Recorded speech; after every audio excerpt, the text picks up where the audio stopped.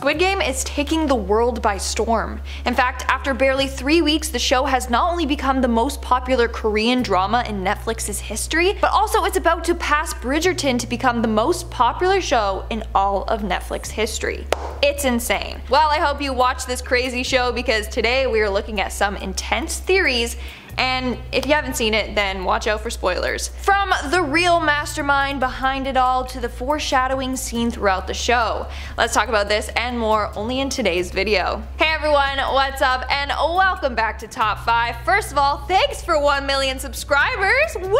I'm so excited. Second, I'm your host Lindsay Ivan. Today we are looking at some top 5 scary Squid Game theories that change everything. Have you seen the show? If so, let me know in the comments below, and I don't know, let me know your favorite character, and I just want to talk to you guys about it in the comments below, so make sure you comment. With that being said, smash that like button, let's get on with the video. Starting off this countdown, we have the red and blue cards. So right at the beginning, when Ji-han, aka player number 456, the main dude in the series, was at the subway down on his luck, he got approached by a good-looking man in a suit. Very good-looking man in a suit. The man then asked him to play a game. If he won, he could slap Ji-han. If he lost, he would give Ji-han money. And of course, Ji-han took him up on this offer. He's in debt, but also, he's a gambler. Anyways, the game they played was Dakti. I'm sorry if I pronounced that wrong, I am actually trying here. Anyways, Ji-han had the option to pick between the red or the blue card. He took the blue card. Now here's where the theory comes in. Theory goes that if he chose the red card, he would have been a guard in the game, but since he chose the blue card, he was a player. Now this makes a lot of sense because when I was watching the show, I was like, what's in it for the guards in red? They get killed if they take off their mask, they have to follow a strict set of rules and carry away dead bodies and such. Are they getting paid to do this? Are they volunteers? It makes so much sense if they are also others in debt. They too were approached by this businessman, but they luckily chose the red card. Had they chose the blue, they would have been in the ring with the other players fighting for their life. Another point that supports this theory is in the first episode, everyone we see as a player selected the blue card for the game. We don't see anyone who selected the red card. I'm kinda here for this theory. I mean, it does make sense. Why else would anyone sign up to be a guard unless they were specifically targeted because they were in debt as well and were promised a huge amount of money as well. In our fourth spot today we have the old man. This show managed to rip my heart out on a number of occasions. One of them being when the old man gives his last marble to Ji-han and then we hear him get shot. I was like, oh my god, he's so sweet and innocent and old, he doesn't deserve this. Wrong. Turns out he never died, at least not during the games, and that he was actually one of the original creators of the games. Now there's a couple of theories out there. One is that the old man, Il-nam, is Ji-han's father. Let's look at the evidence. For starters, there was one scene where Ji-han was like, yo, bros, I can't drink white milk. Do you have any chocolate milk?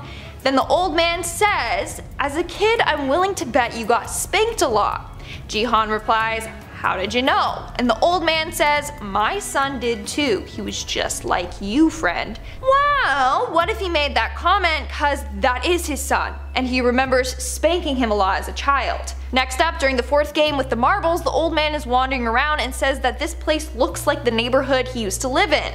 And then Ji-han agreed, saying it looks similar to where he grew up. Continuing on, the two have a natural bond right from the start. Maybe they feel connected to each other because they're related. And lastly, in the second episode, the two characters bump into each other in front of a convenience store.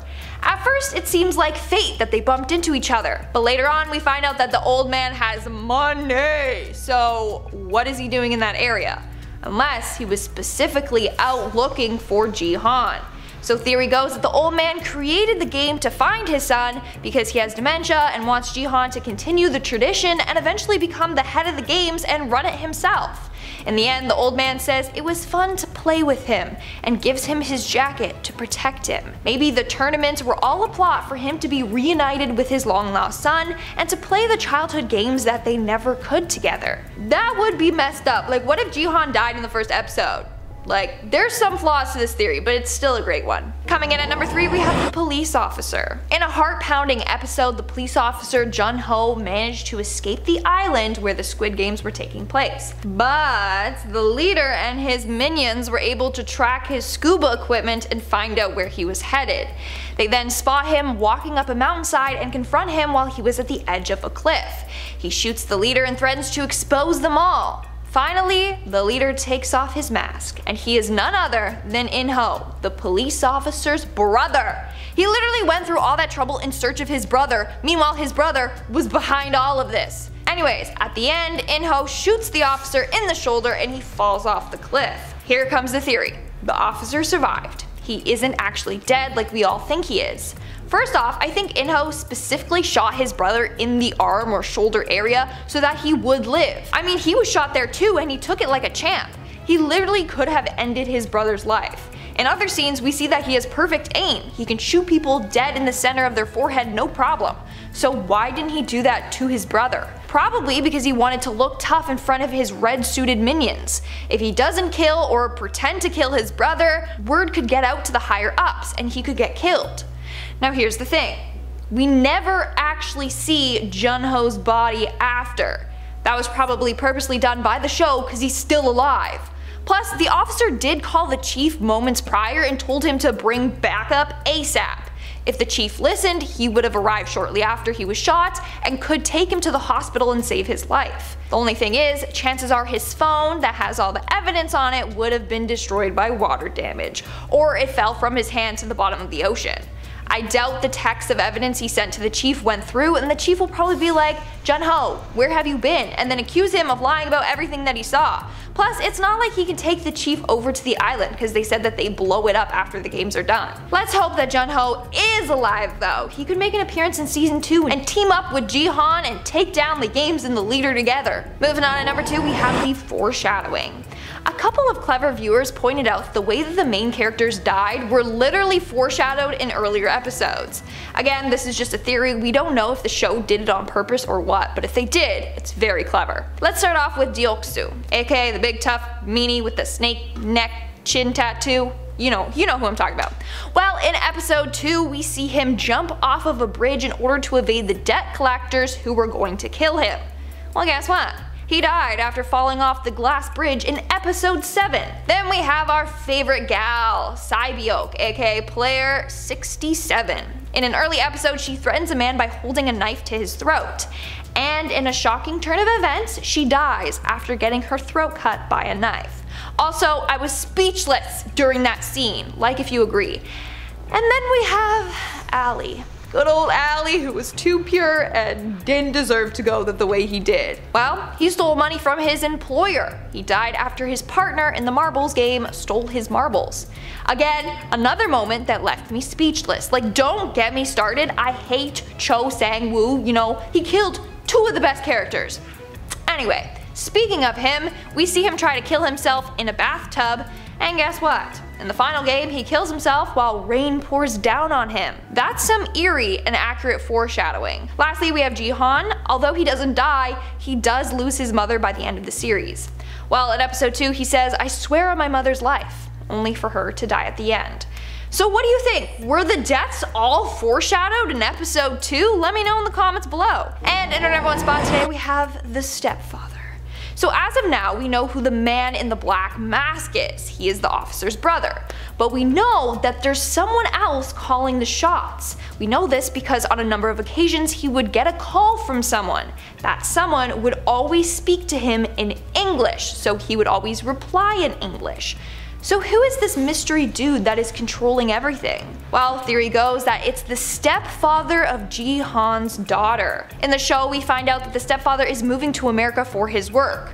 First off, if he's moving to America, that means he has to be able to speak the language. I mean, he doesn't have to, but it'd be hard for him to communicate with others. So boom, we know right off that he knows English.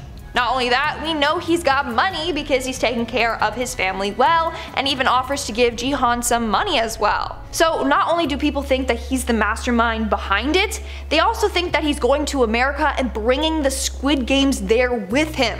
He's trying to make it international. So next stop is targeting the homeless population or those in debt in America. Wouldn't that be insane if it's true? I mean, we don't know what he does for a living. For all we know, this is the work that he's moving to America for.